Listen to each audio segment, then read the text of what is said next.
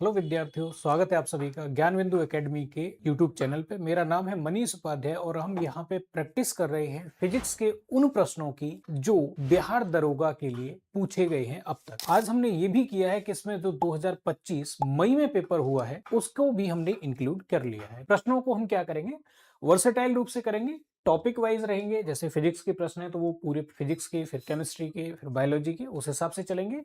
लेकिन अब इसमें चैप्टर वाइज हम नहीं चल रहे हैं, हम क्या कर रहे हैं बीच में से, जैसे मान लीजिए कभी ध्वनि का कोई प्रश्न है उस हिसाब से चल रहे हैं, क्योंकि आपने जैसे किताब से पढ़ा होगा तो लगातार पढ़ा होगा। यहाँ बदल बदल के पढ़ना इसलिए जरूरी है कि पेपर में भी इसी तरीके से बदल बदल के प्रश्न आएंगे तो आपको एक ऐसी आदत लग सके।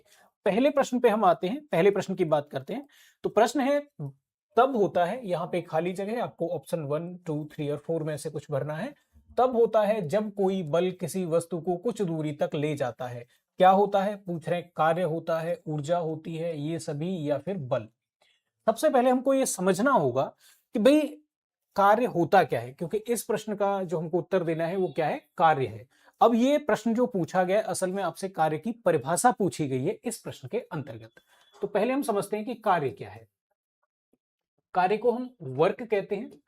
वर्क की अगर हम बात करें तो वर्क क्या है, असल में किसी वस्तु पर लगाया गया बल और उस वस्तु में हुआ विस्थापन, या बल और बल की दिशा में हुआ विस्थापन क्या कहलाता है, कार्य कहलाता है। तो कार्य क्या हो जाएगा, कार्य बराबर बल गुणा बल की दिशा में, बल की दिशा में विस्थापन। अगर ये जो विस्थापन है ये सीधी रेखा में हो रहा है तो इसको आप दूरी भी कह सकते हैं, क्योंकि सीधी रेखा में या सरल रेखीय गति होती है तो विस्थापन और दूरी का मतलब एक ही होता है।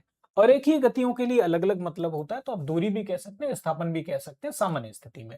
तो बल और बल की दिशा में विस्थापन का गुणनफल कार्य कहलाता है, वर्क कहलाता है। इसलिए यहां पे क्या हो जाएगा, तो आपका आंसर हो जाएगा कार्य तब होता है जब कोई बल किसी वस्तु को कुछ दूरी तक ले जाता है। अब यहां पे हम बात करें कि भाई ये तो बल हो गया, अब हमसे बल का मात्रक पूछ सकता है कि बल का मात्रक क्या होगा। एक तो अगर फॉर्मूले के फॉर्म में आप इसको लिखना चाहेंगे तो आप इसको ऐसे लिख सकते हैं कि W equal F S cos theta. यहां पे जो कॉस थीटा है इसका मतलब है बल की दिशा में विस्थापन, ठीक है। और अगर हम इसके मात्रक की बात करें तो इसका मात्रक हो जाएगा जूल। जूल किस में हो जाएगा, या और भी अगर सिंप्लीफाई तरीके से कहेंगे तो बल का मात्रक होता है न्यूटन और विस्थापन का मात्रक होता है मीटर। तो इसका मात्रक हो जाएगा न्यूटन मीटर। लेकिन एक वैज्ञानिक है जूल, उनके सम्मान में न्यूटन मीटर को जूल कह दिया जाता है। तो चाहे आप न्यूटन मीटर कह दीजिए चाहे जूल कह दीजिए, एक ही बात है। ये एस आई मात्रक है। ये कौन सा मात्रक है, तो ये है एस आई मात्रक। ऐसे पद्धति एक और चलती है, ये एस आई या फिर एमकेएस पद्धति कह सकते हैं। एक पद्धति चलती है सीजीएस। सीजीएस में इसके लिए जो मात्रक यूज किया जाता है उसे अर्ग कहा जाता है। कभी आपसे यह भी पूछ सकता है कि भाई 1 जूल में कितने अर्ग होते हैं, तो 10⁻7 अर्ग होते हैं। फिर आपसे यह भी पूछ सकता है कि ये जो बल है या ये जो कार्य है ये कैसी राशि है। तो जैसे बल की बात करते हैं तो इसमें दिशा की आवश्यकता होती है बल को बताने के लिए, तो ये सदिश राशि हो जाएगी। यदि हम कार्य या फिर ऊर्जा की बात करें तो ये क्या होती हैं, ये अदिश राशि होती हैं। अदिश राशि अर्थात ऐसी राशियां जिनको व्यक्त करने के लिए किसी दिशा की आवश्यकता नहीं पड़ती है, ऐसी राशियों को अदिश राशि कहा जाता है। तो हम कार्य और ऊर्जा की भी बात कर सकते हैं। अब हमें यह तो पता चल गया कि कार्य का बल के साथ क्या रिलेशन है, क्योंकि बल के द्वारा ही कार्य किया जाता है, तो यह रिलेशन तो पता चल गया। अब हमें यह भी पता करना होगा कि भाई ऊर्जा क्या है। तो ऊर्जा क्या है, कार्य करने की क्षमता। किसी वस्तु के कार्य करने की क्षमता को, उसकी कैपेसिटी को कार्य कहा, सॉरी ऊर्जा कहा जाता है। कार्य करने की क्षमता को क्या कहा जाता है, ऊर्जा कहा जाता है। इसके भी मात्रक वगैरह सब सेम होंगे, अदिश राशि ये भी होगी। जूल और अर्ग का रिलेशन ऊर्जा के लिए भी लागू रहेगा, क्योंकि इसके लिए एक प्रमेय लगती है जिसको हम कहते हैं कार्य ऊर्जा प्रमेय। कार्य ऊर्जा प्रमेय अर्थात कार्य बराबर ऊर्जा या ऊर्जाओं का अंतर। कुल मिलाकर के हमको इस कार्य ऊर्जा प्रमेय से क्या समझ में आया कि क्या कार्य ऊर्जा के बराबर होता है? नहीं, कार्य ऊर्जा के बराबर नहीं होता है, लेकिन कार्य ऊर्जा के समरूप होता है। अर्थात जब भी ऊर्जाओं में अंतर होगा तो कार्य होगा। जैसे यदि किसी वस्तु की गतिज ऊर्जा 10 जूल से बढ़कर 20 जूल हो जाती है, तो 20 और 10 का जो अंतर होगा वो 20 माइनस 10 मतलब कि 10 जूल हो जाएगा। इसका मतलब उस वस्तु पर 10 जूल कार्य किया गया है। तो जब भी ऊर्जाओं का अंतर होगा, चाहे वो गतिज ऊर्जाओं का अंतर हो या स्थितिज ऊर्जाओं का अंतर हो, तो हमेशा कार्य होगा। इसी को कार्य ऊर्जा प्रमेय के नाम से जाना जाता है। और इसका अगर सामान्य रूप से मतलब समझें तो इसका मतलब यह है कि कार्य और ऊर्जा बराबर नहीं होते, बल्कि कार्य और ऊर्जा समरूप होते हैं, अर्थात इनकी प्रकृति, इनके मात्रक इत्यादि समान होते हैं। ठीक है, तो ये प्रश्न आई थिंक समझ में आ गया होगा कि कार्य का अन्य के साथ कैसा एक रिलेशन है। अब आगे बढ़ते हैं। अच्छा, किसी को स्क्रीनशॉट लेना हो तो वो ले सकते हैं। ठीक है, आगे बढ़ते हैं। इसमें हमसे पूछा गया है कि ध्वनि के मापन की इकाई को कहा जाता है। तो हमारे पास एक तो ये तरीका है कि हम पहले ध्वनि के मापन की इकाई क्या है उनको समझ लें, या हम ये समझ लें कि भाई यहाँ पे 3 चीजें दे रखी हैं, ये किस किस चीज को नापते हैं, इनके लिए क्या क्या राशियां हैं उसको पढ़ लेते हैं। जैसे हम वोल्ट की बात करें तो वोल्ट विभवांतर के लिए प्रयोग किया जाता है, विभवांतर, और विभवांतर को मापा जाता है। और किस में नापते हैं इसको, तो उसका नाम है वोल्ट मीटर। ठीक है, एम्पियर की बात करें तो इसके द्वारा धारा को मापा जाता है, वैद्युत धारा को मापा जाता है। और किसके द्वारा मापा जाता है, तो अमीटर, और एक यंत्र का नाम है गैल्वेनोमीटर। और वाट की अगर हम बात करें तो ये क्या है, ये शक्ति का मात्रक है। अब इनमें से आप देखेंगे, चाहे विभव की बात कह लीजिए, शक्ति की बात करिए या फिर विद्युत धारा की बात करिए, इनमें से कोई भी ध्वनि नहीं है। और हमसे पूछा था कि ध्वनि के मापने की इकाई क्या है, तो इनमें से क्या होगा, उपरोक्त में से एक से अधिक या उपरोक्त में से कोई नहीं। तो इनमें से आंसर क्या हो जाएगा, उपरोक्त में से कोई नहीं, क्योंकि ये अलग अलग चीजों को रिप्रेजेंट कर रहे हैं। अब प्रश्न आता है कि ध्वनि का मापन। अब ध्वनि अपने आप में क्या है, ध्वनि अपने आप में ऊर्जा है। तो वैसे तो इसका मापन, अगर ध्वनि की एग्जैक्ट अगर ध्वनि की बात करेंगे तो मापन क्या हो जाएगा, जूल हो जाएगा, क्योंकि ध्वनि ऊर्जा क्या है, ध्वनि ऊर्जा। तो ध्वनि ऊर्जा किसमें नापी जाएगी, जूल में नापी जाएगी। लेकिन हम क्या करते हैं, ध्वनि की तीव्रता का मापन करते हैं, ध्वनि की तीव्रता, ध्वनि की तीव्रता का मापन करते हैं। कि कोई ध्वनि, जैसे मान लीजिए ये बोर्ड है, इस बोर्ड से होकर के या इतने एरिया से होकर के कितनी ध्वनि पर सेकंड निकल रही है, या ये कहें कि किसी एकांक क्षेत्रफल से होकर 1 सेकंड में जितनी ध्वनि पास हो जाती है, उसको हम ध्वनि की तीव्रता के नाम से जानते हैं। अर्थात इसका मात्रक क्या हो जाएगा, तो इसका एक मात्रक तो ये हो जाएगा, एसआई में अगर बात करेंगे तो एक मात्रक तो हो जाएगा इसका कि भाई joule per metre square into second. तो joule per metre square second हो जाएगा। एक इसका सामान्य मात्रक भी है जिसको डेसीबल कहा जाता है, जिसको डेसीबल कहा जाता है। डेसीबल ये डिसाइड करता है कि ध्वनि तेज है या धीमी है। अब जैसे मान लीजिए हम जो सामान्य तौर से बातचीत करते हैं वो लगभग 50 से 60 डेसिबल की ध्वनि मानी जाती है। जो हम बहुत धीरे धीरे फुसफुसाहट में बात करते हैं, पत्तियां खड़खड़ाती हैं, ये लगभग 20 या 25 डेसिबल की ध्वनि मानी जाती है। यदि ध्वनि की जो ये डेसिबल कैपेसिटी है, यदि ये 80 को क्रॉस कर जाती है, तो ऐसा माना जाता है कि ये ध्वनि लंबे समय तक सुनने पर कानों को परमानेंट नुकसान पहुंचा सकती है। अब ध्वनि को यदि हम ऊंचे डेसिबल पर लंबे समय के लिए सुने तो इससे नुकसान क्या हो सकता है, तो इससे क्या हो सकता है, हाइपरटेंशन हो सकता है, स्ट्रेस हो सकता है, एंजाइटी हो सकती है, ब्लड प्रेशर बढ़ सकता है। और अगर ध्वनि बहुत ज्यादा है, जैसे रॉकेट जब छोड़ा जाता है तो ध्वनि लगभग 180 डेसिबल तक पहुंच जाती है, तो यदि हम वहां पे बात करें तो वैसे केस में अगर व्यक्ति ऐसी ध्वनि को सुनता है तो वो पागल भी हो सकता है। और अगर टोटली हम बात करें तो कोई भी ध्वनि 194 डेसिबल से ज्यादा तीव्रता की नहीं हो सकती है। ठीक है, अब यहां पे हम क्या करते हैं, ध्वनि की ध्वनि प्रबलता को भी मापा जाता है, ये भी ध्वनि से ही संबंधित है। अगर ध्वनि प्रबलता को हम माप रहे हैं तो इसके लिए हम क्या करेंगे, तो इसके लिए हम यूज करते हैं फोन का। इसके लिए किसका यूज करते हैं, फोन का प्रयोग करते हैं, या फोन मीटर। मात्र क्या रहेगा, फोन रहेगा, और उस यंत्र का नाम जिससे इस प्रबलता को मापा जाता है उसको फोन मीटर कहा जाता है। ऐसे ही हम ध्वनि की क्या कर सकते हैं, ध्वनि की आवृत्ति का मापन कर सकते हैं, हम फ्रीक्वेंसी का मापन कर सकते हैं। तो इसके लिए एक यंत्र का प्रयोग किया जाता है जिसको सोनोमीटर कहा जाता है, जिसको सोनोमीटर कहा जाता है। तो याद रहेगा आपको, ये इसको स्क्रीनशॉट ले लीजिए, फिर आगे बढ़ते हैं। अब देखिए नेक्स्ट प्रश्न में हमसे पूछा गया है लेंस बनाने में किसका प्रयोग नहीं किया जाता है। तो आपको एक तरीका तो ये पता होना चाहिए कि भाई लेंस होता क्या है, पहला प्रश्न तो ये बनता है। फिर दूसरा, लेंस किन किन चीजों से बनाया जा सकता है, और तीसरी बात, लेंस किन चीजों से नहीं बनाया जा सकता। तो लेंस की अगर हम बात करें तो लेंस असल में होता क्या है, एक पारदर्शी पारदर्शी माध्यम, जो क्या हो, अन्य माध्यम में, ऐसा पारदर्शी माध्यम जो अन्य माध्यम में रखा हुआ हो उसको हम क्या कहेंगे, लेंस कहेंगे। बस उसकी क्या हो, थोड़ी आकृति अलग टाइप की हो सकती है। उदाहरण के लिए यदि आपने उसको ऐसे काट दिया तो ये बन गया उत्तल लेंस, उत्तल लेंस। अब हमने क्यों कहा कि एक पारदर्शी माध्यम है, जैसे ये कांच का बना हुआ है, चारों तरफ क्या रहेगी, हवा रहेगी, तो हवा एक माध्यम हो गया, कांच दूसरा माध्यम हो गया।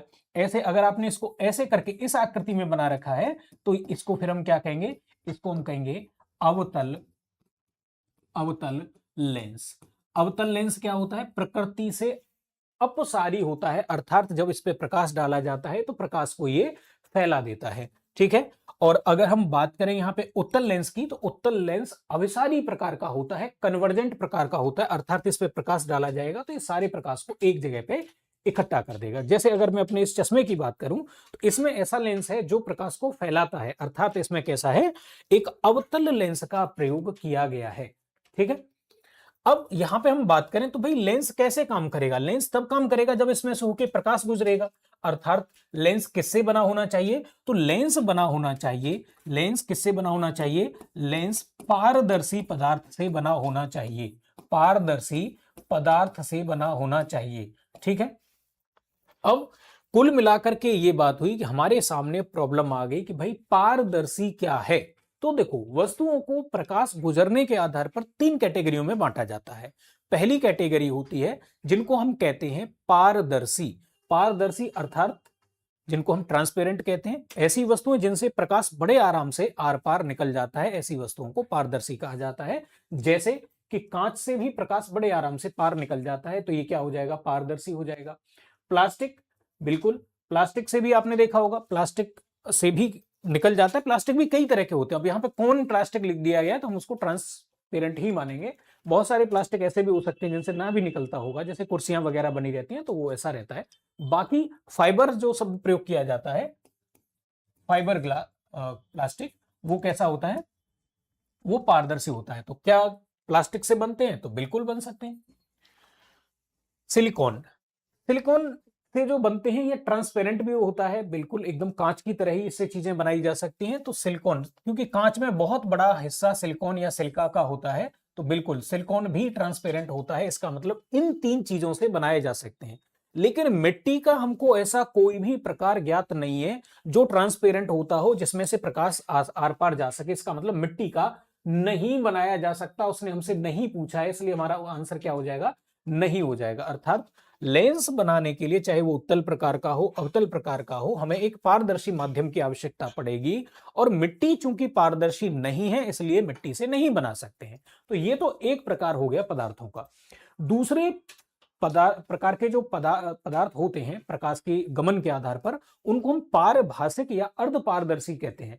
अब जैसे आपके पास एक कागज है, उसके ऊपर तेल की कुछ बूंदें गिर जाती हैं, तो आप देखेंगे बाकी के कागज से होके प्रकाश आ नहीं रहा है, लेकिन जहां तेल की बूंद गिर गई वहां से थोड़ा थोड़ा प्रकाश आ रहा है। तो ऐसी चीजों को हम अर्ध पारदर्शी या पारिभाषिक चीजें कहते हैं। अब तीसरी कैटेगरी जो बनती है उसको हम कहते हैं अपारदर्शी, अर्थात ऐसे पदार्थ जिनसे प्रकाश आर पार नहीं जा सकता है, अपारदर्शी पदार्थ कहलाते हैं। जैसे यहां पे ये तीनों पारदर्शी हैं और मिट्टी क्या है, अपारदर्शी पदार्थ है जिससे प्रकाश नहीं जा सकता है। ठीक है, आगे बढ़ते हैं। हुक के नियम पर कार्य करने वाला उपकरण कौन सा है? तो हमारे पास या तो हमको उपकरणों का याद हो कि कौन सा उपकरण क्या मापता है, ये पता हो, तब भी हम इस प्रश्न को हल कर सकते हैं। दूसरा तरीका यह है कि हमको हुक के नियम का पता होना चाहिए, असल में वो हमसे हुक का नियम पूछ रहा है इनडायरेक्टली। तो अब यहां पे हम पहले क्या पढ़ेंगे, तो हुक का नियम क्या है। हुक का नियम, तो हुक ने ये बताया कि देखो जो प्रतिबल होता है ना किसी वस्तु पर, प्रतिबल जो आप बल लगा रहे हैं एकांक क्षेत्रफल पर, उसको प्रतिबल कहा जाता है। और अब जब बल लगाएंगे तो कोई चीज क्या हो जाएगी, टेढ़ी मेढ़ी हो जाएगी, लंबाई में वृद्धि हो सकती है, कम हो सकता है, आयतन में परिवर्तन हो सकता है, वस्तु की आकृति में परिवर्तन हो सकता है। तो जो परिवर्तन होता है किसी वस्तु में, उस परिवर्तन को हम क्या कहते हैं, विकृति के नाम से जानते हैं, या आनुपातिक परिवर्तन विकृति कहलाता है। और प्रतिबल क्या होता है, एकांक क्षेत्रफल पर लगाया गया बल प्रतिबल होता है। तो हुक का नियम ये कहता है कि जैसे जैसे प्रतिबल बढ़ेगा, इसका सीधा सीधा मतलब क्या है कि प्रतिबल बढ़ेगा तो विकृति भी क्या होगी, तो विकृति भी क्या होगी, बढ़ जाएगी। प्रतिबल है स्ट्रेस और विकृति को हम स्ट्रेन के नाम से जानते हैं। ठीक है, अब देखिए यहां पे इसके अगर हम बात करें तो यहां पे थर्मामीटर की बात करें तो ये किस पे काम करेगा, तो ये तो ऊष्मा के सिद्धांत पे काम करेगा, ऊष्मीय प्रसार का सिद्धांत, ये तो इस पे काम करेगा। बैरोमीटर की बात करें तो बैरोमीटर से क्या नापा जाता है, इससे नापा जाता है ताप। थर्मामीटर से, बैरोमीटर से क्या नापा जाता है, दाब नापा जाता है। और ये किस पे काम करता है, तो ये बैरोमीटर काम करेगा वायुमंडलीय दाब का सिद्धांत। स्पेक्ट्रोमैनोमीटर की बात करें तो इससे क्या नापा जाता है, तो भाई इससे हमारा रक्त दाब मापा जाता है, रक्त दाब मापा जाता है। तो ये भी किसके सिद्धांत पे काम करेगा, दाब के सिद्धांत पे काम करेगा। अब बचा, अगर ये तीनों दाब या फिर ताप से संबंधित हैं, तो अब जो भी बचेगा हमारे पास वो हमारा आंसर हो जाएगा। तो एक तो तरीका ये है, या फिर हम ये कह सकते हैं कि कमानीदार तुला। ठीक है, अब आगे बढ़ते हैं। साबुन का बुलबुला गोल क्यों होता है?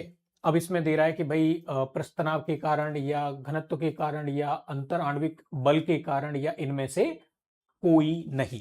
कमानीदार तुला में क्या होता है, जैसे आपने देखा हो ना, ये इस वाले प्रश्न को अगर नहीं आया हो आपके समझ में, तो कमानीदार तुला क्या है, जो स्प्रिंग टाइप की है या जैसे ऐसे करके तुला है, इसमें आप क्या करेंगे भाई, जितना ज्यादा वजन लटकाएंगे इसमें क्या होगा, चेंज होगा। स्प्रिंग में आप वजन लटकाएंगे तो क्या होगा, वो जितना ज्यादा वजन लटकाएंगे उतनी ज्यादा उसमें क्या होगा, विकृति आती जाएगी। ठीक है, आगे बढ़ते हैं।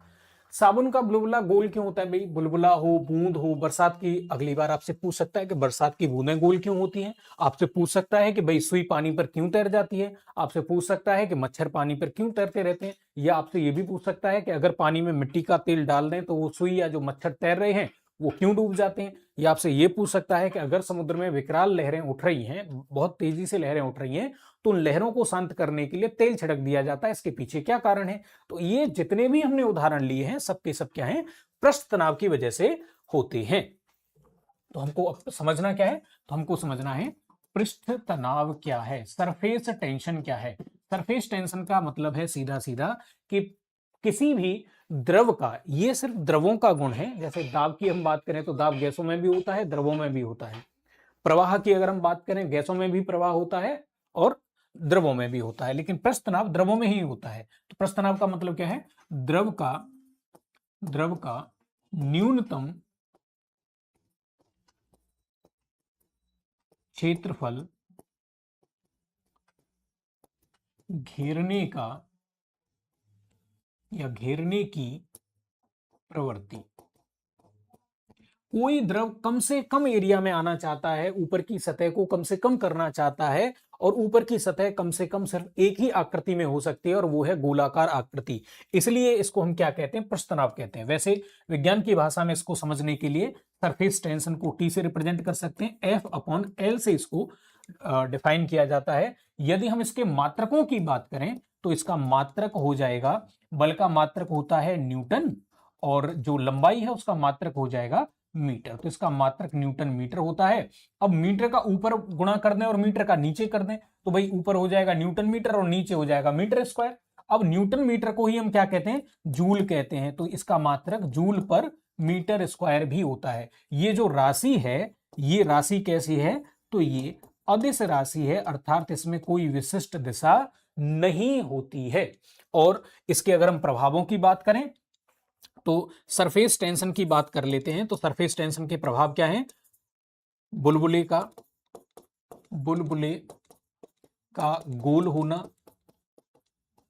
गोल होना या फिर बूंद का, बरसात की बूंद का गोल होना, या फिर इसका उदाहरण हम ले सकते हैं कि भाई मच्छर या सुई का तैरना। इसलिए तो जब मच्छरों को मारने के लिए सरकार क्या सलाह देती है कि आपके अगर आसपास कहीं गड्ढे हैं, उनमें पानी भरा हुआ है, तो आप क्या कर दीजिए, मिट्टी का तेल डाल दीजिए, क्योंकि मिट्टी का तेल या जो सर्फ है, साबुन है, ये सारी चीजें हैं, इनकी वजह से सरफेस टेंशन कम हो जाता है, पृष्ठ तनाव कम हो जाता है। या फिर हम ये भी कह सकते हैं नली में पानी का चढ़ना या नली में उसका पारे का उतरना। वैसे इसके लिए एक शब्द प्रयोग किया जाता है जिसको हम कहते हैं केशिकत्व। तो केशिकत्व के पीछे भी जो कारण है वो सरफेस टेंशन ही होता है। ये अगर आप कोई भी कपड़ा भिगोएंगे तो पानी में वो भीग जाता है, उस भीगने के पीछे केशिकत्व कारण है, अर्थात उस भीगने के पीछे सरफेस टेंशन कारण है। तापमान बढ़ाते हैं तो सरफेस टेंशन कम हो जाता है, इसलिए गर्म पानी में कपड़े आसानी से धुल जाते हैं। कोई धीरे धीरे घुलने वाली चीज या कोई कार्बनिक चीज जब हम पानी में मिलाते हैं तो उसकी वजह से सरफेस टेंशन कम हो जाता है, इसलिए तेल डालने पर सरफेस टेंशन कम हो जाता है, इसलिए सर्फ डालने पर सरफेस टेंशन कम हो जाता है। इसी वजह से सर्फ डाल करके या साबुन से कपड़े धोने पर कपड़े आसानी से साफ हो जाते हैं। तो कपड़े साफ करने के पीछे जो सिद्धांत है वो भी पृष्ठ तनाव का ही सिद्धांत होता है। आगे बढ़ते हैं। निम्नलिखित में से कौन सा युग्म सही नहीं है? अब इसमें अलग अलग चीजें यहां पे दे रखी हैं। सिस्मोग्राफ, सिस्मोग्राफ के लिए कह रहे हैं भूकंप। सिस्म का मतलब होता है हिलना, अर्थात पृथ्वी का हिलना जिस यंत्र के द्वारा नापा जाता है उसे हम सिस्मोग्राफ, ग्राफ मतलब प्रेजेंटेशन करे, पेपर पे आपको प्रेजेंट करके बताए, उस चीज को ग्राफ कहते हैं। सिस्मोलॉजी अगर आ जाएगा तो लॉजी का मतलब अध्ययन होता है। अगर कहीं भी लॉजी आ रहा है तो अध्ययन, ग्राफ आ रहा है तो स्टडी करके मतलब रिप्रेजेंटेशन कर रहा है पेपर पे, और अगर मीटर आ रहा है तो ये उस चीज को मापने का काम कर रहा है। ठीक है। एनीमोमीटर की बात करें तो एनी का मतलब होता है किसी की वेग पता करने के लिए, डायरेक्शन पता करने के लिए या चाल पता करने के लिए इसका प्रयोग किया जाता है। तो ये कह रहा है पवन की गति को मापने के लिए इसका प्रयोग किया जाता है, तो बिल्कुल प्रयोग किया जाता है, ये भी सही है और ये भी सही है। हाइग्रोमीटर, मीटर का मतलब मापने वाला यंत्र, जिसके पीछे भी मीटर लगा होगा इसका मतलब वो यंत्र है। हाइग्रोमीटर की हम बात करें तो हाइग्रो का मतलब होता है आर्द्रता, नमी। तो ये कह रहा है वायुमंडल में जलवाष्प की मात्रा को मापने वाला यंत्र, जलवाष्प को ही हम क्या कहते हैं, जलवाष्प को ही हम आर्द्रता, ह्यूमिडिटी या फिर नमी के नाम से जानते हैं। तो बिल्कुल हाइग्रो का मतलब ही आर्द्रता होता है हिंदी में, इसका मतलब हाइग्रोमीटर क्या करेगा, हाइग्रो को मापेगा या नमी को मापेगा, बिल्कुल सही बात है। अब यहाँ पे लैक्टोमीटर, दो शब्द आए हैं। मीटर का मतलब मापने वाला यंत्र, लैक्टो का मतलब क्या है, तो लैक्टो का मतलब होता है दूध।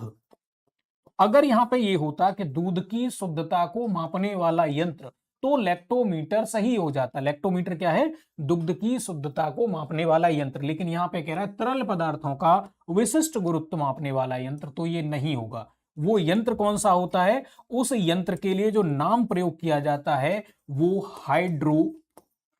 हाइड्रोमीटर होता है। हाइड्रोमीटर, हाइड्रो का मतलब यहां पे क्या हो गया, तरल हो गया या पानी हो गया।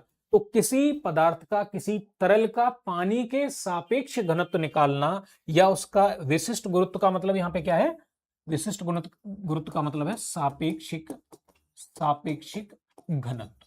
तो किसी पदार्थ का या किसी द्रव का पानी के सापेक्ष या पानी के रेस्पेक्ट में घनत्व निकालना ही क्या कहलाता है, तरलों का विशिष्ट गुरुत्व कहलाता है। और इसके लिए हम लैक्टोमीटर नहीं बल्कि हाइड्रोमीटर का इस्तेमाल करते हैं।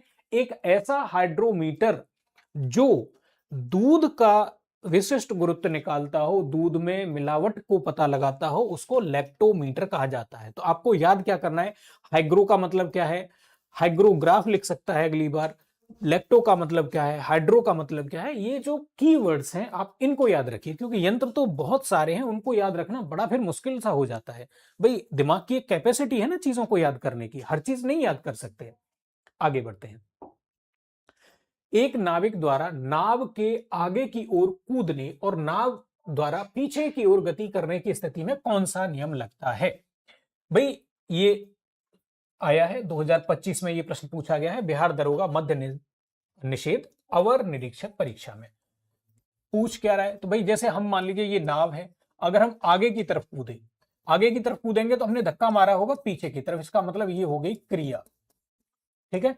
और फिर नाव भी तो भाई क्या करेगी, क्योंकि हर एक क्रिया के बराबर प्रतिक्रिया होती है, तो ये प्रतिक्रिया लगाएगी, इसका मतलब ये होगी प्रतिक्रिया। तो जब हम आगे की तरफ कूद रहे हैं तो नाव पीछे हट जा रही है, ये क्रिया प्रतिक्रिया का नियम है। अब पढ़ लेते हैं यहां पे क्या कह रहा है। तो कह रहा है गति का पहला नियम है क्या, गति का पहला नियम है बल की परिभाषा।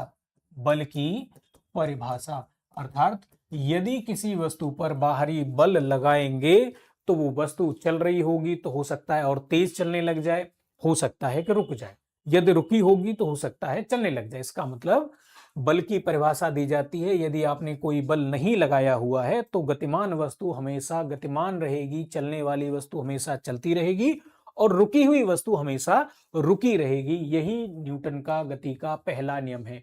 दूसरे नियम में बताता है बल का फॉर्मूला या बल का सूत्र बताता है F बराबर ma, या संवेग परिवर्तन की दर को बल कहा जाता है।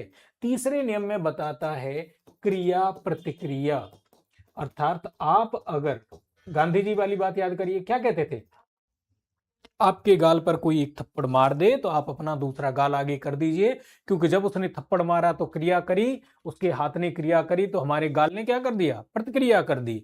और ऐसे ही जब वो दूसरे गाल पर मारेगा तो हमारा गाल दूसरी प्रतिक्रिया कर देगा। इसका मतलब हिसाब अपने आप बराबर हो जाएगा, उससे लड़ने की जरूरत नहीं है। यही तो गांधी जी का सिद्धांत था। लेकिन वो फिजिक्स में क्या कहलाता है, वो सिद्धांत फिजिक्स में गति का तीसरा नियम कहलाता है। अगर हम नाव से कूदेंगे तो हमने क्रिया करी, नाव ने हमारे ऊपर प्रतिक्रिया करी, उस प्रतिक्रिया के द्वारा हम आगे कूद गए। अब यहां पे आता है ऊर्जा का नियम।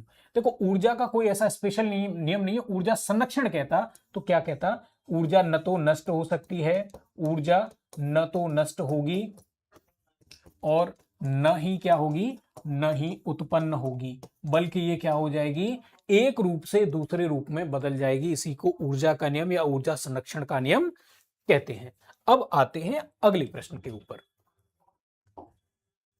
यदि हम एक तीर को कमान पर रखें एवं उसकी डोरी को खींचें, अब इस स्थिति में कमान में एकत्रित ऊर्जा होगी, गतिज ऊर्जा होगी, स्थितिज ऊर्जा होगी, मांसपेशी ऊर्जा होगी या पुरात्वीय ऊर्जा होगी। ये भी बिहार मध्य निषेध का है, बिहार दरोगा मध्य निषेध का पेपर है और उसी से प्रश्न लिया गया है। अब देखिए कमान है इस तरीके से, जैसे धनुष की बात हो रही है और यहाँ पे एक डोरी है और डोरी को हमने खींच के इसमें क्या लगा दिया, तीर लगा दिया। इसको डोरी को पीछे की तरफ खींचेंगे तो अब क्या हो जाएगा, अब हमने डोरी को खींच करके रोक दिया, तो रोक दिया इसका मतलब क्या हो गया, ये स्थिर हो गई। स्थिर होने की वजह से जो ऊर्जा होती है उसी को स्थितिज ऊर्जा कहा जाता है। तो कुल मिलाकर के इसमें कौन सी ऊर्जा होगी, स्थितिज ऊर्जा होगी। मांसपेशी का मतलब है कोई चीज हम उठा रहे हैं तो हमारे हाथ या हमारे पैर जो ऊर्जा लगाते हैं, जो ताकत लगाते हैं, वो क्या है, वो मांसपेशी ऊर्जा हो जाएगी। लेकिन यहाँ पे तो वो ऊर्जा कहाँ पे निहित है, आपने शुरुआत में तो मांसपेशी ऊर्जा का यूज किया है, लेकिन बाद में तो वो डोरी में स्टोर हो गई ना, वो तीर जो है एक जगह पर रुक गया, आप उसको छोड़ेंगे तो वो स्थितिज ऊर्जा गतिज ऊर्जा में बदल जाएगी। अभी आपको याद होगा हमने यहां पे पढ़ा था ऊर्जा संरक्षण का नियम, अर्थात ऊर्जा खत्म नहीं होगी, आपने जो ऊर्जा दी थी धनुष को वो उसमें स्टोर है, जैसे ही आप उसको छोड़ेंगे धनुष क्या कर देगा, उस स्थितिज ऊर्जा को गतिज में बदल देगा और उसकी वजह से तीर में गति हो जाएगी। तो यहाँ पे हमारा उत्तर क्या हो जाएगा, यहाँ पे हमारा उत्तर स्थितिज ऊर्जा हो जाएगा। अब यहाँ पे समझते हैं कि भाई ऊर्जा, ऊर्जा के अगर हम प्रकारों की बात करें तो ऊर्जा के हमको प्रकार दिखते हैं कौन कौन से। एक तो यांत्रिक ऊर्जा, यांत्रिक ऊर्जा। अब यांत्रिक ऊर्जा में आप बात करेंगे तो दो प्रकार हैं, गतिज ऊर्जा और kinetic energy and static energy, या फिर पोटेंशियल एनर्जी, या फिर हम उसको क्या कहते हैं, स्थितिज ऊर्जा के नाम से जानते हैं, स्थितिज ऊर्जा के नाम से जानते हैं। इन दोनों ऊर्जाओं का योग हमेशा नियत रहता है, फिक्स रहता है, अर्थात इनमें से कोई कभी किसी में बदल जाती है, कभी कोई किसी में बदल जाती है। जैसे इस पेन को अगर मैं यहां से गिराऊंगा तो अभी ये पेन रुका हुआ है तो इसमें स्थितिज ऊर्जा है, ये जैसे जैसे नीचे की तरफ जाएगा इसका वेग बढ़ता जाएगा, इसका मतलब अब इसकी स्थितिज ऊर्जा कम होती जाएगी, कम होती जाएगी और इसकी गतिज ऊर्जा बढ़ती चली जाएगी। ठीक है, इसका मतलब कुल ऊर्जा अभी भी इसकी कैसी है, फिक्स है। यही नियम ऊर्जा संरक्षण का नियम कहलाता है। ठीक है, और अब एक अगर टाइप यांत्रिक ऊर्जा का है तो दूसरा टाइप क्या हो जाएगा, दूसरे टाइप को हम कहते हैं अयांत्रिक ऊर्जा। अयांत्रिक ऊर्जा, अयांत्रिक ऊर्जा का मतलब ऐसी ऊर्जा जो गतिज ऊर्जा और स्थितिज ऊर्जा के अलावे होती हैं, अयांत्रिक ऊर्जा कहलाती हैं। जैसे कि अगर अभी आप मुझे सुन पा रहे हैं तो उसको हम कहेंगे ध्वनि ऊर्जा, अभी आप अपनी स्क्रीन पर देख पा रहे हैं तो वो किसकी वजह से, प्रकाश ऊर्जा। आप अपने फोन को डिस्चार्ज होने के बाद चार्ज करते हैं तो उसको हम क्या कहेंगे, विद्युत ऊर्जा। और ऊर्जा संरक्षण का नियम ये कहता है कि ये ऊर्जाएं आपस में बदल सकती हैं, स्थितिज बदल सकती है, गतिज में गतिज, स्थितिज में स्थितिज, या जो यांत्रिक है वो ध्वनि में बदल सकती है, यांत्रिक प्रकाश में बदल सकती है, विद्युत प्रकाश में बदल सकती है। सारी ऊर्जा एक दूसरे में बदली जा सकती है। ये अलग बात है कि आज तक वो मशीन बनी है कि नहीं बनी है, लेकिन बदल जरूर जाएंगी सारी की सारी एक दूसरे में। ठीक है, अब आगे बढ़ते हैं। ये पुरात्वीय ऊर्जा कुछ नहीं होती है, अगर यहां पे शब्द सही होगा तो वो गुरुत्वीय होगा, अगर होगा तो। ठीक है, गुरुत्वीय ऊर्जा भी एक तरह की क्या है, गुरुत्वीय होगा। पुरात्वीय कोई ऊर्जा नहीं होती है, गुरुत्वीय ऊर्जा होती है। mgh से हम इसको रिप्रेजेंट करते हैं, ये स्थितिज ऊर्जा का ही एक प्रकार होता है। अब आगे बढ़ते हैं। आगे बढ़ने के क्रम में देखिए, ज्ञानबिंदु जीएस एकेडमी की तरफ से 2 वॉल्यूम में ये बुक लाई गई है जिसका नाम है बिहार दरोगा प्रारंभिक परीक्षा वॉल्यूम 1 एंड वॉल्यूम 2। हर एक वॉल्यूम में 15-15 प्रैक्टिस सेट दिए हुए हैं। अब प्रैक्टिस सेट करने का फायदा क्या है आपको, प्रैक्टिस सेट से जैसे हम ये पीवाईक्यू कर रहे हैं तो यहाँ पे हम चीजों को समझ रहे हैं कि भाई प्रश्न जो उसने बनाया है उसकी मेंटेलिटी क्या है। और जब तक आप प्रश्न को बनाने की मेंटेलिटी नहीं समझेंगे, आप कितना भी रट्टा मार लीजिए प्रश्न हल नहीं कर पाएंगे, गड़बड़ी उसमें हो ही जाएगी, सिली मिस्टेक हो ही जाएंगी। तो उनसे बचने का सबसे सही तरीका ये होता है, पीवाईक्यू करने के बाद पुराने जो भी प्रश्न पूछे गए हैं उनको करने के बाद प्रैक्टिस सेट जरूर लगाइए। तो टोटल 30 प्रैक्टिस सेट आपको उपलब्ध इस बुक में, एक में 15, दूसरी में भी 15, टोटल 30 हो जाएंगे। 30 प्रैक्टिस सेट करने के बाद अपना खुद का आपका इतना कॉन्फिडेंस हो जाएगा कि 2-4 प्रश्न तो उस कॉन्फिडेंस की वजह से भी सही हो जाते हैं। भाई बहुत सारे लोग कहते हैं कि नहीं, बहुत कहते हैं कि हम तो बहुत सोच समझ के लगा के आए थे, गलत हो गया। बहुत सारे लोग कहते हैं हम तो तुक्का मार के आए थे फिर भी हमारा सही हो गया। तो वो जो कहते हैं तुक्का मार के आए थे, उनका जो सुसुप्त दिमाग होता है, अनकॉन्शियस माइंड होता है, उसमें ये चीजें फिट हो जाती। कई सारे जब उन्होंने प्रैक्टिस सेट लगाए होते हैं तो कॉन्फिडेंस डेवलप हो जाता है, चीजें समझ में आ जाती हैं कि इस पैटर्न के लिए क्या आंसर होना चाहिए। तो उसके लिए सबसे सही तरीका है कि आप मैक्सिमम प्रैक्टिस सेट लगाइए। अब बहुत समय नहीं बचा है तो आप पर डे या 2 दिन में एक या 3 दिन में एक प्रैक्टिस सेट भी लगा सकते हैं। 30 प्रैक्टिस सेट सफिशिएंट है मेरे हिसाब से, बाकी आप अपने हिसाब से भी डिसाइड कर सकते हैं।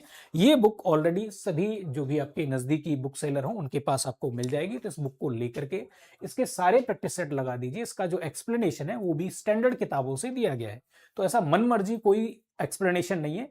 कई बार होता ही है, नीम हकीम खतरा ए जान। इससे तो बेहतर है कि भाई अगर आप गलत सलत पढ़ें, उससे बेहतर है कि आप ना ही पढ़ें। तो बेहतर यह है कि जो स्टैंडर्ड बुकों से जहां से एक्सप्लेनेशन हो, क्वेश्चनों को जहां पे बार बार चेक किया गया हो, बुक में ये कोशिश करी गई है कि इसमें न्यूनतम गलतियां हो। कोई भी बुक परफेक्ट नहीं हो सकती, ये बात मैं बिल्कुल स्वीकार करता हूं, लेकिन फिर भी ये कोशिश करी जा सकती है कि इसमें न्यूनतम गलतियां हो ताकि आपके लिए जो फायदा हो वो मैक्सिमम हो सके। ठीक है, इसी चीज को ध्यान में रखते हुए अब हम नेक्स्ट प्रश्न पे आते हैं। जो नेक्स्ट प्रश्न है हमारा वो हमसे कहता है कि नीचे दिए गए 2 कथन अभिकरण और कारण आर से चिन्हित है और उनके हिसाब से आपको क्या करना है, सेलेक्ट करना है कि भाई ये क्या होगा इसका आंसर। तो प्रश्न पहले देख लेते हैं। प्रश्न में हमसे पूछा गया है कि प्रकाश कांच में वायु से धीरे चलता है। ठीक है, ये बात सही है क्या? तो बिल्कुल सही है ये बात। अब क्यों सही है उसको हम एक्सप्लेन करेंगे भी बाद में। कह रहा है कि कांच वायु से ज्यादा सघन है, क्या ये बात सही है? तो ये बात भी सही है। अब आप देखिए इसमें कि उत्तर किस हिसाब से हमसे पूछ रहा है। पहले में कह रहा है ए और आर दोनों सही हैं। आर ए का सही स्पष्टीकरण करता है। ए का आर मतलब ए तथा आर दोनों सही हैं, लेकिन आर ए का सही स्पष्टीकरण नहीं करता है। तो आंसर या तो एक होगा या दो होगा। ठीक है, अब नेक्स्ट दो ऑप्शन और देख लेते हैं। फिर कह रहा है कि भाई ये जो बात लिखी हुई है ए का सही है लेकिन आर गलत है, ये गड़बड़ है। तो क्योंकि गलत तो एक भी नहीं है, ये कह रहा है ए गलत है आर सही है, ये भी गड़बड़ है। ये भी बिहार दरोगा का ही प्रश्न है, 2025 का ही कुल मिलाकर के। अब इसमें देखेंगे कि हमें ए और बी में से करना है। अब दो ऑप्शन तो आपके हट गए यहां से, इसका मतलब ए और बी कोई भी एक होगा। तो अब यहां से अब इसको समझेंगे एक्सप्लेन कैसे करता है। अब इसको देख लेते हैं थोड़ा सा। इधर देखो, यहां पे जो बार बार बोल रहे हैं कि ज्यादा सघन है, तो क्या ये सामान्य घनत्व की बात हो रही है? नहीं। सामान्य घनत्व का मतलब होता है, घनत्व का मतलब होता है कि जब आप द्रव्यमान में, किसी वस्तु के द्रव्यमान में उस वस्तु के आयतन का भाग दे देते हैं तो इसको घनत्व कहा जाता है। इसका मात्रक होता है किलोग्राम पर मीटर क्यूब। और ये कैसी राशि होती है? तो ये एक अदिश राशि होती है। ये एक अदिश राशि होती है, अर्थात इसको रिप्रेजेंट करने के लिए किसी एक दिशा की आवश्यकता नहीं पड़ती, किसी भी दिशा की कोई आवश्यकता नहीं पड़ती है। यहां पे जो घनत्व शब्द दिया गया है ये आपको समझना पड़ेगा। सघन जो शब्द दिया गया है इसका आपको मतलब समझना पड़ेगा, क्योंकि प्रश्न के हिसाब से भी मतलब बदल जाता है, जो कॉन्टेक्स्ट है वो भी बदल जाता है परिस्थिति के हिसाब से। यहाँ पे जो सघनता की बात हो रही है, यहाँ जो सघनता की बात हो रही है, असल में वो प्रकाशिक घनत्व की बात हो रही है। प्रकाशिक घनत्व की बात हो रही है। प्रकाशिक घनत्व को हम क्या कहते हैं? इसको हम अपवर्तनांक भी कहते हैं। अपवर्तनांक भी कहते हैं। इसको रिफ्रैक्टिव इंडेक्स के नाम से भी जाना जाता है। रिफ्रैक्टिव इंडेक्स के भी नाम से जाना जाता है। इसके लिए एक नियम है, स्नेल का नियम। स्नेल का नियम, और स्नेल के नियम को हम रिप्रेजेंट करते हैं अपवर्तनांक। म्यू से भी रिप्रेजेंट कर सकते हैं, एन से भी कर सकते हैं, वो कोई ऐसी बंदिश वाली बात नहीं है। Sine i upon sine r. अब ये साइन आई साइन आर क्या है कि जब प्रकाश ऐसे करके किसी एक माध्यम से जाएगा दूसरे माध्यम में, तो प्रकाश क्या हो जाता है? थोड़ा सा विचलित हो जाता है। मान लीजिए इधर चला गया, तो ये जो प्रकाश आया था पहले माध्यम में, इसको हम कहेंगे इंसिडेंट रे, और इसके द्वारा जो कोण बनेगा उसको आपतन कोण कहेंगे। फिर जो अभिलंब है उसके साथ, जो अब तरंग निकल के गई, वो प्रकाश निकल के गया, इधर मुड़ गया थोड़ा सा, ठीक है, तो ये जो कोण बनेगा अपवर्तन के बाद, इसलिए इसको हम कहेंगे अपवर्तन कोण। ठीक है, तो आर क्या है? अपवर्तन कोण है, और आई क्या है? ये आपका आपतन कोण है। इन दोनों का साइन अनुपात क्या कहलाता है? अपवर्तनांक कहलाता है। अब अगर हम सघनता की बात करें, प्रकाशिक सघनता की बात करें, प्रकाशिक सघनता की बात करें, तो सबसे जो कम सघन है उसको हम कहेंगे निर्वात। निर्वात सबसे कम सघन है।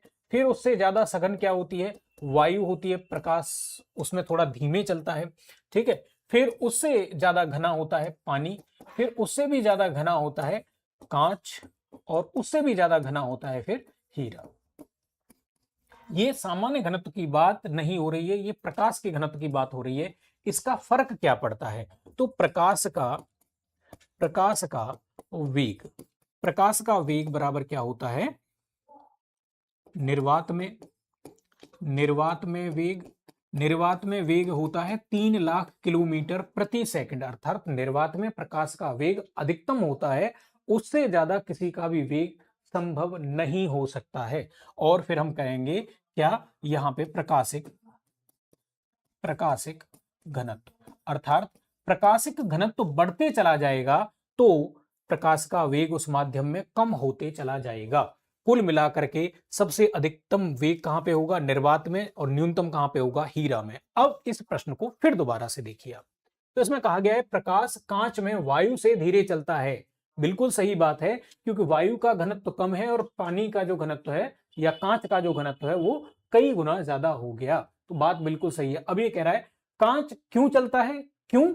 क्योंकि हमने ये फॉर्मूला देखा, निर्वात में वेग में अगर प्रकाशिक घनत्व का भाग दे देंगे तो प्रकाश का वेग हमको मिलता है, क्योंकि कांच वायु से ज्यादा सघन होता है, इसलिए वो कम चलता है। तो यहाँ पे हमारा आंसर क्या हो जाएगा?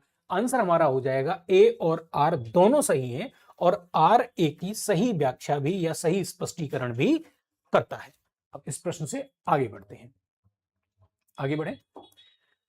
नेक्स्ट प्रश्न में कहा गया है कि यदि एक वस्तु का द्रव्यमान 4 गुना है, 4 गुना होता और इसका वेग आधा हो जाता तो वस्तु का संवेग होता।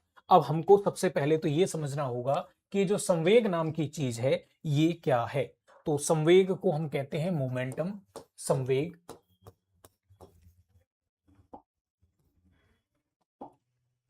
संवेग को हम क्या कहते हैं? मोमेंटम कहते हैं,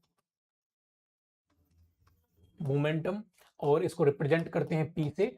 संवेग होता है यदि किसी वस्तु के द्रव्यमान में उस वस्तु के वेग का गुणा कर दिया जाए तो मिलने वाली राशि संवेग कहलाती है। अब अगर मैं आपसे पूछूं, भाई अगली बार पूछ सकता है कि मात्रक क्या होगा इसका, तो आप मुझे मात्रक बताएंगे कि द्रव्यमान का मात्रक होता है किलोग्राम और वेग का मात्रक होता है मीटर। तो किलोग्राम मीटर पर सेकंड, किलोग्राम मीटर पर सेकंड इसका क्या हो जाएगा?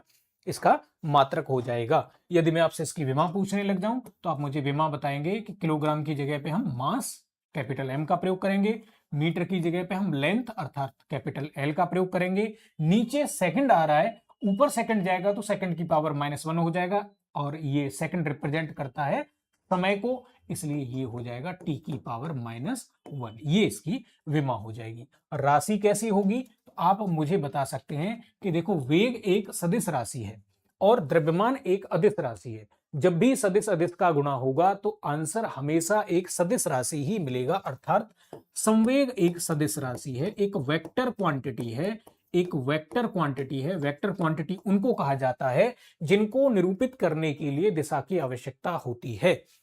ठीक है, अब आते हैं प्रश्न के ऊपर। प्रश्न में हमसे कहा जा रहा है कि किसी वस्तु का वेग, तो पहली कंडीशन में हम मान लेते हैं कि वस्तु का जो संवेग है वो p है, वस्तु का द्रव्यमान m है और वस्तु का वेग v है। ये इक्वेशन हमारा बन गया 1।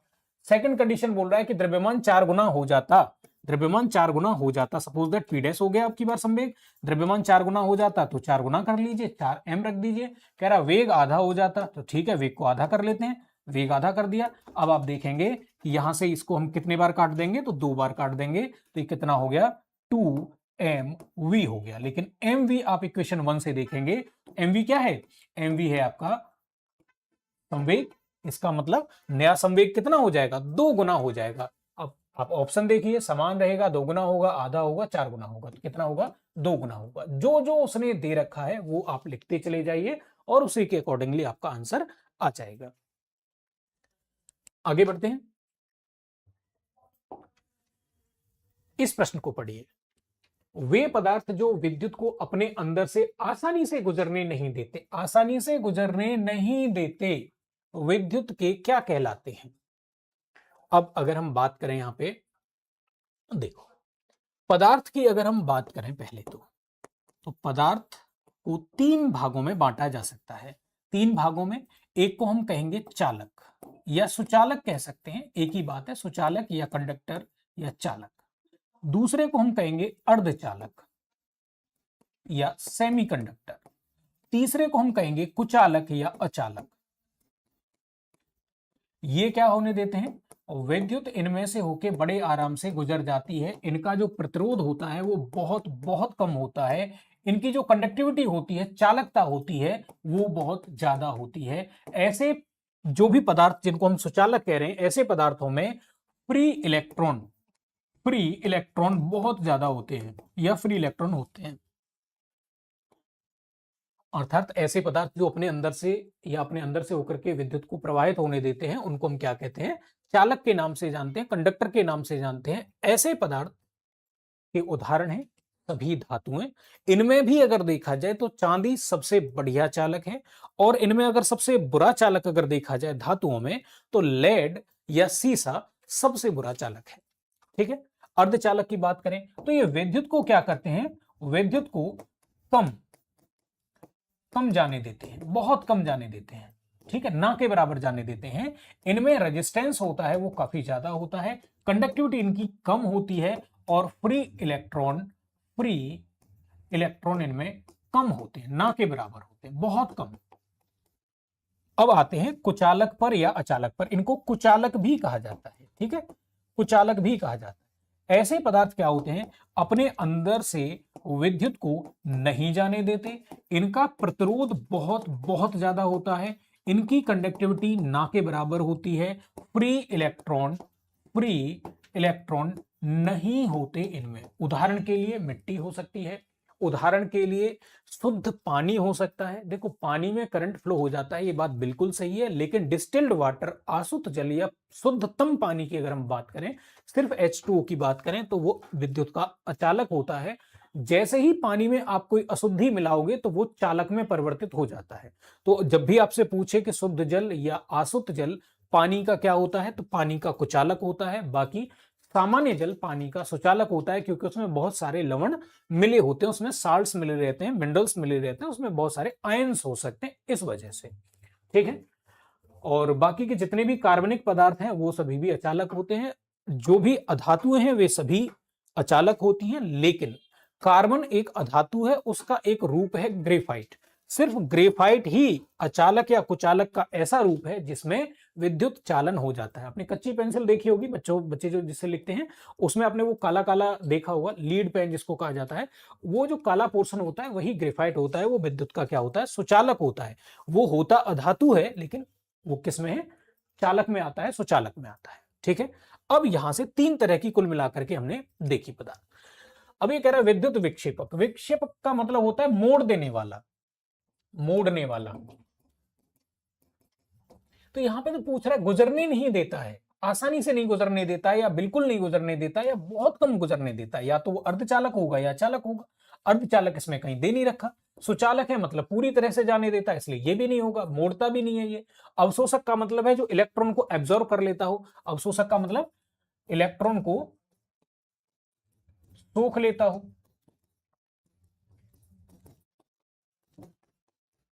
अवशोषक हर जगह अवशोषक नहीं, ये इस प्रश्न के अकॉर्डिंगली हम बात कर रहे हैं, क्योंकि यहाँ पे विद्युत की बात हो रही है, इसलिए हमने अवशोषक को इलेक्ट्रॉन का अवशोषक कहा है, ठीक है।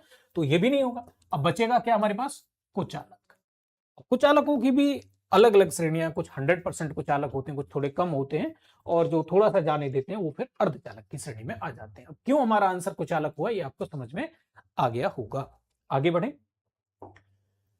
कह रहा है जब कोई प्रकाश किरण सघन माध्यम से विरल माध्यम में प्रवेश करती है तो। अब इसका मतलब ये हमसे पूछ रहा है कि अपवर्तन से आप क्या समझते हैं। प्रश्न में आपको जो लिखा हुआ है उसका मतलब अपवर्तन की परिभाषा से है। अपवर्तन, अपवर्तन को कहा जाता है रिफ्रैक्शन, ठीक है। पहले अपवर्तन को समझ लेते हैं, उसके बाद फिर समझेंगे कि ये क्या है। तो भाई अपवर्तन का यहां पे तात्पर्य क्या है। अपवर्तन, अपवर्तन का मतलब होता है एक माध्यम से दूसरे माध्यम में जाने पर प्रकाश का मुड़ जाना या विचलित हो जाना। क्या कहलाता है, अपवर्तन कहलाता है। अपवर्तन होगा कैसे, अब क्योंकि माध्यम दो कंडीशन पड़ सकती हैं भाई। एक बार ऐसा हो सकता है कि किसी माध्यम का प्रकाशिक घनत्व, हमने अभी पढ़ा था, प्रकाशिक घनत्व ज्यादा हो, और ऐसा हो सकता है किसी माध्यम का प्रकाशिक घनत्व कम हो। तो यहां पे अपवर्तन की दो कंडीशंस हो जाएंगी, दो कंडीशन हो जाएंगी यहां पे। एक एक कंडीशन क्या होगी, एक कंडीशन ये होगी कि जो माध्यम है ये है माध्यम वन, सपोज दैट हवा, और ये है मान लीजिए पानी। तो पानी क्या है, सघन माध्यम है, हवा क्या है, विरल माध्यम है। प्रकाश के अकॉर्डिंगली बात हो रही है, सामान्य घनत्व की बात यहां पे नहीं कर रहे हैं। भले वो एक तुक्का मान लीजिए, एक कोइंसिडेंस मान लीजिए कि दोनों में एक सामान्य घनत्व का भी रिलेशन है, बट यहां प्रकाश की बात हो रही है। अब यहां से ये जो किरण आती है इसको हम कहते हैं आपतित या आई हुई किरण, आपतित किरण। ये इसको हम कहते हैं, ये जो लाइन है इसको हम कहते हैं अभिलंब। नॉर्मल कहा जाता है इसको। और ये दूसरा माध्यम हो गया, जब ये इस पे आएगी टकराएगी तो इसको कायदे में प्रकाश का एक गुण होता है कि प्रकाश हमेशा सरल रेखा में गति करता है, तो उसको जाना चाहिए था सीधे। लेकिन जब वो विरल माध्यम से, ये कैसा है, ये है विरल और ये है माध्यम कैसा, सघन। जब प्रकाश विरल माध्यम से सघन माध्यम में जाता है तो वो अपने अभिलंब, ये अभिलंब हो गया ना ये वाली लाइन, अपने अभिलंब की ओर हट जाता है, अर्थात ये वाली लाइन बनाएगा।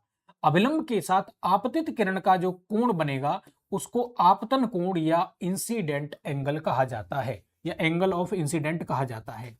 नीचे अभिलंब के साथ ये जो किरण निकली है, ये अपवर्तन की क्रिया हुई ना, तो इसको हम कहेंगे अपवर्तित, अपवर्तित किरण, अपवर्तित किरण इसको कह देंगे। तो जो अपवर्तित किरण अभिलंब के साथ कोण बनाएगी उसको क्या कहेंगे, अपवर्तन कोण या एंगल ऑफ रिफ्रैक्शन कहेंगे, और एंगल ऑफ रिफ्रैक्शन में आर आता है इसलिए आर से रिप्रेजेंट करेंगे। ठीक है, अपवर्तन के वैसे दो नियम होते हैं कि ये आपतित किरण, अभिलंब और अपवर्तित किरण तीनों एक ही माध्यम में होने चाहिए। और दूसरी कंडीशन ये है, दूसरा नियम ये है कि आपतित किरण का कोण अर्थात साइन आई और अपवर्तित किरण का कोण अर्थात साइन आर, इन दोनों का अनुपात एक निश्चित निकल करके आता है, एक निश्चित संख्या निकल के आती है जिसको अपवर्तनांक कहा जाता है। इसी को स्नेल का नियम कहा जाता है। हमने अभी 2 प्रश्न पहले इस चीज को सॉल्व भी किया था। ठीक है, अब ऐसे केस में यदि हम बाहर से हवा में खड़े होकर के अगर हम देखेंगे पानी के अंदर, तो यदि इस प्रकार का अपवर्तन हो रहा है तो उसके प्रभाव क्या होंगे। सिक्का अगर मान लीजिए ग्लास में पड़ा हुआ है, पानी से भरे हुए बर्तन में पड़ा हुआ है, तो वो सिक्का हमको थोड़ा सा ऊपर उठा हुआ दिखाई देगा। मछली अगर तैर रही है तो थोड़ी सी ऊपर उठी हुई दिखाई देगी, थोड़ी बड़ी दिखाई देगी उसकी एक्चुअल आकृति से। यदि हमने टेढ़ी करके कोई उसमें छड़ डाल दी है, कोई डंडा अगर उसमें रख दिया है पानी में, कोई लकड़ी रख दी है, तो लकड़ी का जहां तक हमको नॉर्मल हवा में दिख रही है वो सीधी दिखेगी, उसके बाद लकड़ी अचानक से मुड़ी हुई दिखाई देगी, ऊपर की ओर उठी हुई दिखाई देगी। ये सब इसके प्रभाव हैं। अब फिर बात करते हैं कि भाई दूसरी कंडीशन क्या है। तो दूसरी कंडीशन ये कहती है कि भाई अब की बार माध्यम को क्या कर दिया, बदल दिया। हमने क्या कर दिया, ऊपर ले लिया सघन माध्यम, इसको सघन कह दिया। सघन जैसे कि मतलब हीरा ले लिया अगर हमने, ठीक है, और इसको हमने विरल कर दिया। दूसरे माध्यम को हमने क्या कर दिया है, ये विरल माध्यम हो गया, तो ये विरल कर दिया, इसको मान लीजिए हमने हवा कह दिया, तो ये भी तो सघन विरल के उदाहरण हो गए। अब की बार जो किरण आएगी, अब भी इसको आपतित किरण ही कहा जाएगा, एंगल आई ही बनेगा, आपतित किरण ही इसको कहा जाएगा, इसको नॉर्मल ही कहा जाएगा। और अब की बार ये क्या होना चाहिए, इसको ऐसे सीधे सीधे निकलना चाहिए था, लेकिन ये किरण क्या हो जाएगी, अब की बार अपने अभिलंब से क्या हो जाती है, दूर हट जाती है। यहां अभिलंब की ओर मुड़ जाती है और यहां अभिलंब से दूर की ओर हट जाती है। इस स्थिति में जो कोण बनेगा, ये वाला जो कोण बनेगा, ये वाला कोण यहां पे क्या कहलाएगा, एंगल ऑफ रिफ्रैक्शन या अपवर्तन कोण कहलाएगा। अब यहां तक आपको समझ में आ गया होगा। अब इसके बाद अगर मान लीजिए इस वाली किरण को मैं और यहां पे टेढ़ा कर दूं, इसको अगर मैं इधर लेके जाऊंगा यहां पे, तो ये वाली किरण और ऊपर चली जाएगी, यहां पे आ जाएगी, और इस वाली किरण को मैं और नीचे लेके जाऊंगा तो ये वाली किरण इधर निकल जाएगी। इस कंडीशन को ही हम क्या कहते हैं, पूर्ण आंतरिक परावर्तन कहते हैं। हीरा जो चमकता है वो इसी कारण से चमकता है, पानी के बुलबुले जो चमकते हैं वो इसी कारण से चमकते हैं, ऑप्टिकल फाइबर भी इसी कारण से काम करता है। और जो आप मिरर देखते हैं, अगर उसमें दरार पड़ जाती है, चटक जाता है, तो वो दरार बाकी मिरर से ज्यादा चमकीली दिखाई देती है, वो भी इसी कारण से दिखाई देती है। ऐसी अवस्था में यदि पानी के अंदर से अगर मछली हमको बाहर दिख रही होगी तो हम एक्चुअल स्थिति से थोड़ा सा उसको दूर दिखाई देंगे, हमारा जो रियल आकार है उससे थोड़े हम छोटे दिखाई देंगे। यहां तक आपको समझ में ही आ गया होगा। अब इसके बाद पीछे लौट करके चलते हैं, इसको स्क्रीनशॉट करना चाहे कर सकते हैं। आगे बढ़ते हैं। प्रश्न में हमसे क्या पूछ रहा था, जब कोई प्रकाश किरण सघन माध्यम से विरल माध्यम में प्रवेश करती है तो ये कह रहा है अभिलंब से दूर मुड़ जाती है, बिना मुड़े सीधी चली जाती है। क्या इसमें बिना मुड़े सीधी चल रही है, नहीं, कह रहा है वह हमेशा अभिलंब से 90 के कोण पर मुड़ जाती है। भाई देखो, इस वाले केस में सिर्फ इस वाले केस में वो जा रही थी 90 पे, यहां इस वाले केस में 90 पे गई थी, हर केस में नहीं जाती। इसका मतलब ये भी नहीं है, कह रहा है वो अविलंब की ओर मुड़ जाती। अविलंब की ओर कब मुड़ी थी, अविलंब की ओर तब मुड़ी थी जब विरल माध्यम से सघन माध्यम में प्रकाश ने एंटर किया था। इसका मतलब हमारा आंसर क्या हो जाएगा, जब वह अविलंब से दूर हटती है। ठीक है, अब आगे बढ़ते हैं। कह रहे हैं यहां पे कि 5 किलोग्राम का एक पिंड है, 20 मीटर पर सेकंड के नियत वेग से एक सरल रेखा में चल रहा है, तो पिंड पर परिणामी बल क्या होगा। असल में हमको पहले बल की परिभाषा पता होनी चाहिए कि बल होता क्या है। तो बल क्या होता है, बल होता है किसी वस्तु के द्रव्यमान और उसके त्वरण को बल कहा जाता है, या वस्तु के संवेग परिवर्तन की दर को बल कहा जाता है। इसका मात्रक न्यूटन एसआई पद्धति में, और सीजीएस पद्धति में इसका मात्रक अर्ग होता है। और बल के प्रकारों की बात करें तो बल सत्य भी हो सकता है, वास्तव में काम करने वाला बल भी हो सकता है, और असत्य बल भी हो सकता है, अर्थात ऐसा बल जो महसूस तो होता है लेकिन असल में ऐसा कोई बल होता नहीं है, लगता नहीं है।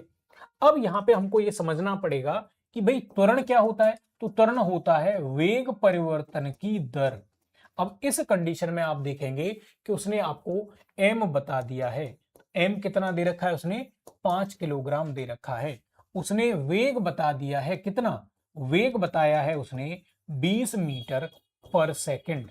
फिर वो कह रहा है कि एक नियत वेग है, इसका मतलब पहली स्थिति में जब आपने मेजर किया होगा तब भी वेग 20 होगा, और दूसरी कंडीशन में भी उसका वेग क्या होगा, 20 मीटर सेकंड ही होगा, 20 मीटर प्रति सेकंड ही होगा। अर्थात चाहे आप कितनी भी बार इसको मेजर करेंगे ये तो फिक्स रहेगा। अब ऐसी स्थिति में अगर आप फॉर्मूला लगाएंगे ए का, तो आप कहेंगे कि ये तो delta we upon delta T है, और डेल्टा वी क्या है, तो डेल्टा वी का मतलब होता है अंतिम स्थिति में से पहली स्थिति को आप माइनस कर दीजिए। अर्थात आप क्या कर दीजिए, 20 में से 20 घटा दीजिए और इसमें समय का भाग दे दीजिए। अब ऊपर जीरो रह गया, उसमें समय का आप भाग देंगे तो ये तो सब कुछ जीरो हो जाएगा। अब मैं आपसे कहूं कि बल कितना होगा, तो आप मुझे बताएंगे बल तो F बराबर ma होता है। इसका मतलब ये तो 5 गुणा जीरो होगा। जीरो का किसी भी चीज में आप गुणा करते हैं तो वो जीरो ही हो जाती है, इसलिए इसके द्वारा जो लगा हुआ बल होगा वो 0 न्यूटन होगा। आप बड़े आराम से इसको कर पाएंगे, उसने जो जो दे रखा है वो आप लिखते चले जाइए। तो इस तरह के छोटे छोटे न्यूमेरिकल भी बन सकते हैं। आगे बढ़ते हैं। किलोवाट घंटा इकाई है। पहले तो समझते हैं कि किलोवाट घंटा है क्या। अगर ये हमने जो इसमें लिखा हुआ उसी को समझ लिया तो हमको पता चल जाएगा कि किलोवाट घंटा क्या है। तो विद्युत वोल्टेज की इकाई है, और वोल्टेज की इकाई तो वैसे अगर एक तो तरीका ही है कि हम इन सबके अलग अलग लिख लें। तो वोल्टेज की इकाई क्या होती है, वोल्ट होती है वो तो। विद्युत धारा की इकाई क्या होती है, एम्पियर होती है। और अगर हम बात करें विद्युत ऊर्जा की इकाई, तो ऊर्जा चाहे वैद्युत हो, ध्वनि हो, प्रकाश हो, या रासायनिक हो, नाभिक हो, किसी भी प्रकार की ऊर्जा हो, ऊर्जा की इकाई हमेशा ही एसआई मात्रक में जूल और सीजीएस मात्रक में अर्ग होती है। इसका मतलब ये तीन तो नहीं होंगे। ये तीन नहीं होंगे तो ये क्या हो जाएगी, वैद्युत शक्ति की इकाई हो जाएगी क्या। तो अब हमको ये भी देखना पड़ेगा शक्ति क्या है, पहले तो वो समझना पड़ेगा। तो देखो शक्ति का मतलब होता है, एक एक करके समझते चलेंगे। शक्ति का मतलब होता है, शक्ति को हम पावर कहते हैं। ये पावर वैद्युत के द्वारा हो या यांत्रिक द्वारा हो, इसका एक ही मतलब रहेगा, कार्य करने की, कार्य करने की दर, कार्य करने की दर। इसका मतलब शक्ति P बराबर W अपॉन टी। W मतलब कार्य होगा, कार्य की मात्रक हो गई जूल, और T हो गया क्या, समय, सेकंड। इसका मतलब जूल प्रति सेकंड क्या होगा, कार्य हो जाएगा। इसी को हम वाट कहते हैं। क्या ये वाट है, किलोवाट घंटा भी है इसमें। इसका मतलब विद्युत शक्ति का मात्रक वाट या फिर किलोवाट आप ले सकते हैं, किलोवाट आप ले सकते हैं। बट यहां पे तो वाट के साथ घंटा भी दे रखा है। इसका मतलब ना तो ये मात्रक है, ना ये मात्रक है, ना ये मात्रक है। इसका मतलब बचा हुआ मात्रक क्या है, वैद्युत ऊर्जा है। लेकिन ये जो यहां लिखा हुआ है ये जूल के रूप में नहीं है। तो अब इसको हम क्या करेंगे, इसको जूल के रूप में परिवर्तित कर लेंगे। किलोवाट है, किलोवाट, और ये क्या है, घंटा। ये माइनस नहीं है जो बीच में लगा हुआ है, इसको हाइफन कहते हैं। ये एक तरह का गुणा को रिप्रेजेंट करने के लिए, शब्दों में अंतर रहे बस इसलिए लगा दिया जाता है। इसका वैसे कोई मतलब यहाँ पे नहीं होता है। अब 1 किलो में कितने वाट हो जाएंगे, तो आप बताएंगे 1000। किलो का मतलब कोई द्रव्यमान से, समय से इसका किसी के साथ रिलेशन नहीं है, एक तरह का ये प्रीफिक्स है। प्रीफिक्स मतलब आगे लगने वाली चीजें हैं। किलो का मतलब 1 के बाद 3 जीरो है, 1000 है इसका मतलब। ठीक है, अगर मेगा होता तो 1 के बाद 6 जीरो अर्थात 10 की घात 6 इसका मतलब हो जाता। वाट को वाट ही रहने देते हैं, इसका मतलब किलोवाट का मतलब 1000 वाट है। घंटे का मतलब क्या हो गया, हमने बात करी थी यहाँ पे किलोवाट घंटा की, तो 1 किलो में कितना हो गया, 1000 वाट हो गया।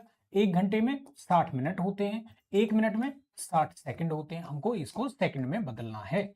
अब इनको जो ये गिनतियां हैं इनको एक जगह पे ले लेते हैं, तो 1000 ये हो गया और 60 का गुणा करेंगे तो 3600 ये हो जाएगा, और ये हो गया वाट सेकंड।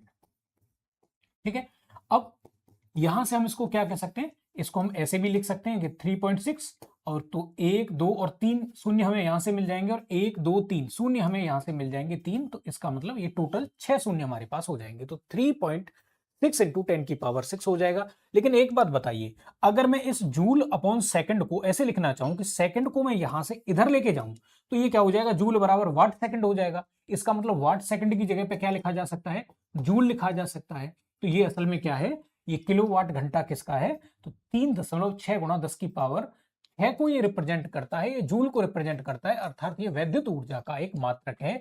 इसी को यूनिट भी बोला जाता है, आपके घर में जो बिल आता है वो इसी यूनिट में आता है, अर्थात एक यूनिट का मतलब या 1 किलोवाट घंटा का मतलब 3.6 गुणा 10 की पावर 6 जूल होता है। आप कर पाएंगे इस प्रश्न को, ठीक है, या इस तरह का अगर कोई रिलेशन पूछेगा तब भी आप इसको बड़े आराम से कर पाएंगे।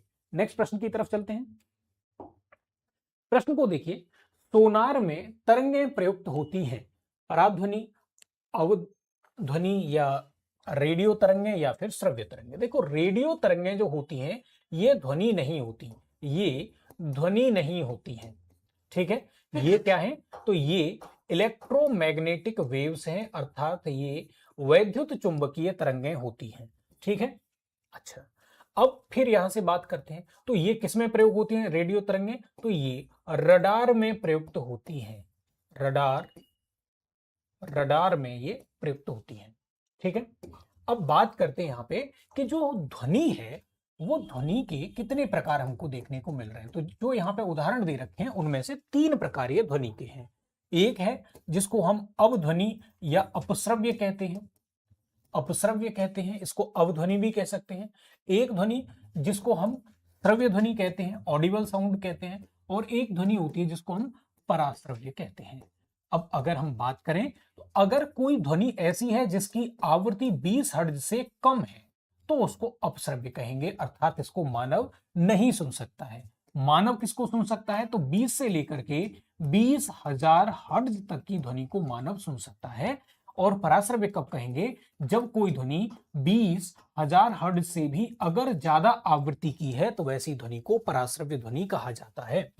अब यहां पे हमें ये समझ में आ गया। अब दूसरी बात हमें क्या समझनी है कि इसको सुन कौन सकता है, इसको सुन सकते हैं, जैसे इसको हाथी सुन सकते हैं, इसको व्हेल सुन सकते हैं। इसकी अगर हम बात करें तो अधिकतर जानवर इसको सुन सकते हैं और उनमें से एक मानव भी है। क्या इसको मानव सुन सकता है, नहीं सुन सकता। क्या इसको मानव सुन सकता है, नहीं सुन सकता। इसको कौन सुन सकते हैं, तो इसको कुत्ते भी सुन सकते हैं, इसको चमगादड़ सुनते हैं, तो चमगादड़ सुन सकते हैं, इसको डॉल्फिन सुनती हैं। और ये जो चमगादड़ और डॉल्फिन का हमने एग्जाम्पल लिया है, ये दोनों के दोनों ऐसे उदाहरण हैं जो इन ध्वनियों को उत्पन्न भी कर सकते हैं, सुन भी सकते हैं प्लस उत्पन्न भी कर सकते हैं। और इन्हीं ध्वनियों के द्वारा ये क्या करते हैं, अपने रास्ते को तय करते हैं। ये जो चमगादड़ और डॉल्फिन के द्वारा ध्वनि का प्रयोग करके रास्ता पता किया जाता है, इसको हम इकोलोकेशन कहते हैं। चमगादड़ रात में उड़ते हैं, हालांकि चमगादड़ों की आंखें होती हैं, वो प्रॉपर देख सकते हैं दिन में, लेकिन क्योंकि उनकी जान को खतरा होता है, उन्हें कोई शिकार कर सकता है, मार के खा सकता है, इसलिए अपना शिकार करने के लिए, अपना भोजन प्राप्त करने के लिए वो रात को निकलते हैं। डॉल्फिन की बात करें, खासतौर से गंगा डॉल्फिन की बात करें जो हमारा राष्ट्रीय जलीय जीव भी है, इसकी अगर बात करें तो गंगा डॉल्फिन की आंखें नहीं होती हैं। तो आंखें नहीं होने के कारण ये दिशा ज्ञात करने के लिए, जगहों की लोकेशन ज्ञात करने के लिए, रास्ता ज्ञात करने के लिए भी क्या करता है, ध्वनि का प्रयोग करता है। अगर इन ध्वनियों की बात करें तो क्या इनके कुछ उदाहरण हैं, तो जैसे भूकंपीय, भूकंपीय तरंग, या ज्वालामुखी के कारण जो विस्फोट होता है, ज्वालामुखीय तरंग, या तूफान के कारण जो तरंग होती हैं वो तरंग या वो ध्वनि, ठीक है। अब अगर हम बात करें यहाँ पे श्रव्य तरंगों की, तो जो बातचीत में जो ध्वनि उत्पन्न होती है, बातचीत में जो ध्वनि होती है वो क्या होती है, श्रव्य ध्वनि होती है। इनकी अगर हम बात करें तो क्या इनको उत्पन्न किया जा सकता है, तो हाँ, चमगादड़, डॉल्फिन ये सब उत्पन्न कर सकते हैं। बाकी इसको पीजो प्रभाव से भी उत्पन्न कर सकते हैं। क्या इनके यूज भी हैं, तो बिल्कुल इनके यूज भी हैं कुछ, जैसे अवश्रव्य ध्वनियों का प्रयोग, हम भूकंप आता है तो अवश्रव्य ध्वनियां उत्पन्न होती हैं, इसका मतलब हम भूकंप के बारे में जानने के लिए इसका प्रयोग कर सकते हैं। भूकंप के बारे में जानना या पढ़ाई करना या आइडिया लगाना क्या कहलाता है, सिस्मोग्राफी कहलाता है। सिस्मोग्राफी में या तूफान का आइडिया लगाने में, ज्वालामुखी विस्फोट की तीव्रता का पता करने में या उसकी बारंबारता का पता करने में भी इन ध्वनियों का प्रयोग किया जा सकता है। विशिष्ट प्रकार के संचार में भी किया जा सकता है। इसके प्रयोग की बात करें तो इसका प्रयोग कहां पे होता है श्रव्य ध्वनियों का, तो इनका प्रयोग होता है संचार में। यदि हम पराश्रव्य ध्वनियों की बात करें तो इनका प्रयोग सोनोग्राफी में किया जाता है। अल्ट्रासाउंड नाम आपने सुना होगा, जब खासतौर से कोई प्रेग्नेंट लेडी होती है तो बच्चे को यह पता करने के लिए कि बच्चे में कोई गड़बड़ी तो नहीं है, इस बात का आइडिया लगाने के लिए हम पराश्रव्य ध्वनियों का प्रयोग करते हैं, और ये जो प्रक्रिया है उसको हम सोनोग्राफी कहते हैं। सोनोग्राफी कहते हैं। इसके अलावा हम सोनार में भी इसका इस्तेमाल करते हैं। हम धुंध हटाने के लिए, कोहरा हटाने के लिए भी पराश्रव्य ध्वनियों का इस्तेमाल करते हैं। घड़ी जैसे या आभूषण जैसी जो डेलिकेटेड चीजें हैं उनको साफ करने के लिए भी हम इसका प्रयोग करते हैं, पराश्रव्य ध्वनियों का प्रयोग करते हैं। अब सोनार की बात करें तो सोनार क्या है कि समुद्र में नीचे प्रकाश के द्वारा तो चीजों को पता नहीं लगाया जा सकता, क्योंकि आकाश में बात करें तो रेडियो तरंगों के द्वारा रडार का प्रयोग करके किसी चीज की लोकेशन को पता किया जा सकता है कि कोई हवाई जहाज हम पे अटैक करने तो नहीं आ रहा है, कोई मिसाइल तो नहीं आ रही है, तो उसके लिए हम रडार का प्रयोग कर सकते हैं। लेकिन पानी में रडार काम करेगा नहीं, तो वैसे केस में रडार जैसा ही सिस्टम बनाया गया है जिसमें साउंड नेविगेशन एंड रेंजिंग इसका फुल फॉर्म होगा, जिसमें क्या किया जाता है, पराश्रव्य तरंगों का प्रयोग करके ये पता लगाया जाता है कि पानी के अंदर कोई पनडुब्बी है, कोई चट्टान है, पानी के अंदर की जो जमीन है उसकी कैसी संरचना है, कोई बड़ी चीज तो नहीं है। उन सब चीजों का आइडिया लगाने के लिए हम जिस मेथड का प्रयोग करते हैं उसे सोनार कहते हैं। अब इसमें हमसे पूछा गया है सोनार में कौन सी तरंगें प्रयुक्त होती हैं, तो सोनार में कौन सी तरंगें प्रयुक्त होंगी, पराध्वनि या पराश्रव्य तरंगें या अल्ट्रासाउंड वेव्स का प्रयोग होगा। इंफ्रासोनिक, सोनिक और अल्ट्रासोनिक। ठीक है, आगे बढ़ते हैं। अब इस प्रश्न में आप देखेंगे पानी से बनने वाले बुलबुले में जो चमक होती है वह किस प्रक्रम के कारण होती है। हमने अभी पढ़ा था, आपको याद होगा, अपवर्तन पढ़ा था। अपवर्तन अगर विरल से सघन में प्रकाश जाएगा तो अपने अविलंब की ओर मुड़ जाएगा, अर्थात जो चीजें होंगी वो थोड़ी सी उठी हुई दिखाई देंगी। लेकिन अगर सघन से विरल में प्रकाश जाता है तो वैसे केस में जो प्रकाश है वो अपने अविलंब से थोड़ा दूर चला जाता है, और जब ये एंगल अगर हम इंसिडेंट एंगल बढ़ाते जाते हैं तो वैसे केस में क्या होता है, पूर्ण आंतरिक परावर्तन की कंडीशन बन जाती है। पूर्ण आंतरिक परावर्तन के हमने कुछ उदाहरण भी लिखे थे, अगर आपको याद हो, या हमने बोले थे। पूर्ण आंतरिक परावर्तन ये कब होगा, जब अपवर्तन हो, कब होगा, तो ये तब होगा जब अपवर्तन हो सघन से विरल। अपवर्तन कहां से कहां हो, सघन से विरल अपवर्तन हो। क्या इसके कुछ उदाहरण हैं, जैसे बुलबुला या बुलबुले का चमकना। क्या और भी उदाहरण है, तो बिल्कुल हीरे का चमकना, हीरे का चमकना। कांच भी हीरे की तरह चमक सकता है और हीरा बिल्कुल भी नहीं चमक सकता, दोनों ही बातें। अगर हीरे की कटिंग है तो वो चमकेगा, क्योंकि तब हमने उसकी ऐसी कटिंग करी है कि उसमें पूर्ण आंतरिक परावर्तन हो जाए या अपवर्तन सघन से विरल हो जाए। और यदि उसकी कटिंग नहीं की हुई है तो हीरा एक पत्थर की भांति है, कांच के टुकड़े की भांति है। कांच को अगर आपने उसके प्रॉपर एंगल पे काट दिया है तो कांच भी उसी हिसाब से चमकेगा जैसे हीरा चमकता है। ऐसे ही दर्पण की दरार का हमने देखा, पूर्ण आंतरिक परावर्तन में परावर्तन अगर सघन से विरल है तो बुलबुले का चमकना, हीरे का चमकना, दर्पण की दरार का चमकना, या ऑप्टिकल फाइबर प्रकाश तंतु का जो सिद्धांत है वो भी क्या है, पूर्ण आंतरिक परावर्तन है। अब प्रश्न पे आते हैं लौट के। पानी से बनने वाले बुलबुले में जो चमक होती है वह किस प्रक्रम के कारण होती है? प्रकाश का परावर्तन? नहीं, परावर्तन नहीं। प्रकाश का अपवर्तन? बिल्कुल, अपवर्तन तो होता है। अब हमको आगे के प्रश्न भी देखने पड़ेंगे।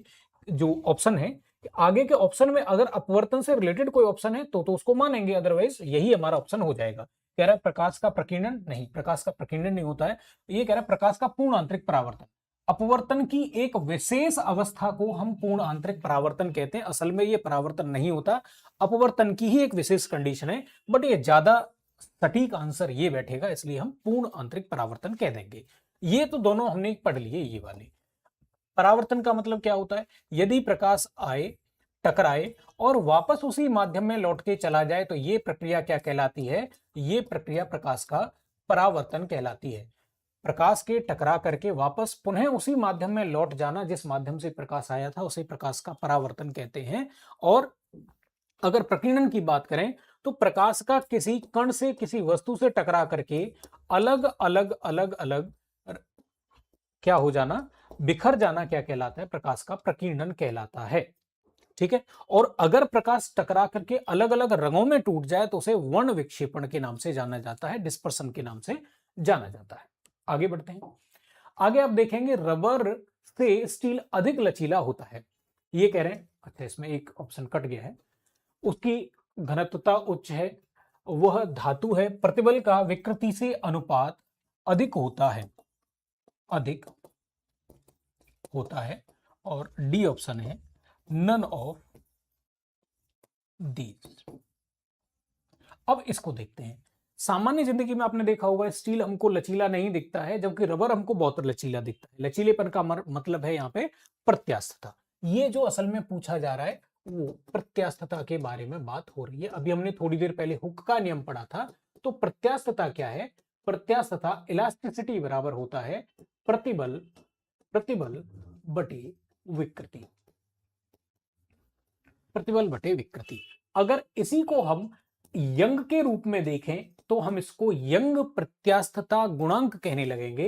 यंग प्रत्यास्थता गुणांक में जो ये प्रतिबल होता है वो mg अपॉन एरिया हो जाता है और विकृति हो जाती है L अपॉन डेल्टा L, क्योंकि यंग प्रत्यास्थता गुणांक होता है अनुदैर्ध्य प्रतिबल बटे अनुदैर्ध्य विकृति। अब यहां से इस प्रश्न को आप देखेंगे, देखो समानुपाती का मतलब होता है कि आपको ज्यादा ताकत, भाई भार का मतलब क्या हो गया? mg का मतलब भार, आपको ज्यादा ताकत लगानी पड़ेगी स्टील को लंबा करने के लिए। इसका मतलब ज्यादा ताकत, ज्यादा यंग प्रत्यास्थता गुणांक।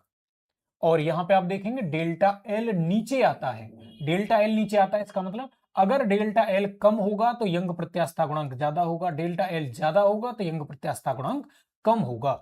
ऐसे कह सकते हैं कि डायरेक्ट अनुकरणपाती mg और y inversely proportional to delta L. अब आप रबर वाले केस में देखिए, रबर में आपने थोड़ा सा वजन लटकाया, थोड़ी सी ताकत लगाई, थोड़ा सा बल लगाया, वैसे केस में ही क्या हो गया? उसमें परिवर्तन हो गया। इसका मतलब उसके लिए mg कम है तो उसके लिए यंग प्रत्यास्थता गुणांक भी कम होगा। स्टील के लिए आपको ज्यादा ताकत लगानी पड़ती है परिवर्तन करने के लिए, इसका मतलब उसके लिए भार ज्यादा चाहिए तो उसका यंग प्रत्यास्थता गुणांक भी ज्यादा होगा। अब दूसरे केस में आते हैं, भाई आपने थोड़ा बल लगाया था लेकिन रबर क्या होगी? बहुत खिंच जाती है, इसका मतलब उसमें परिवर्तन ज्यादा हुआ, परिवर्तन ज्यादा हुआ तो उसका यंग प्रत्यास्थता गुणांक कम हो गया। और अगर स्टील में बात करें तो बहुत ताकत लगाने के बावजूद भी आप उसमें थोड़ा ही परिवर्तन कर पाएंगे, थोड़ा परिवर्तन, इसका मतलब उसका यंग प्रत्यास्थता गुणांक ज्यादा हुआ। तो अब आप यहां से समझ पाएंगे कि रबर क्यों कम प्रत्यास्थ होती है और स्टील क्यों ज्यादा प्रत्यास्थ होती है। आंसर दे पाएंगे, उसका घनत्व की उच्चता है तो घनत्व के साथ इसका कोई रिलेशन नहीं होता है। वह धातु है तो प्रत्यास्थता का धातु के साथ कोई ऐसा विशेष रिलेशन नहीं होता है। सामान्य रूप से धातुएं प्रत्यास्थ होती हैं, ये बात बिल्कुल सही है, लेकिन धातु ही प्रत्यास्थ होती है, ये बात सही नहीं है। तीसरा ऑप्शन देखिए, प्रतिबल का विकृति के अनुपात या प्रतिबल का विकृति से अनुपात अधिक होता है।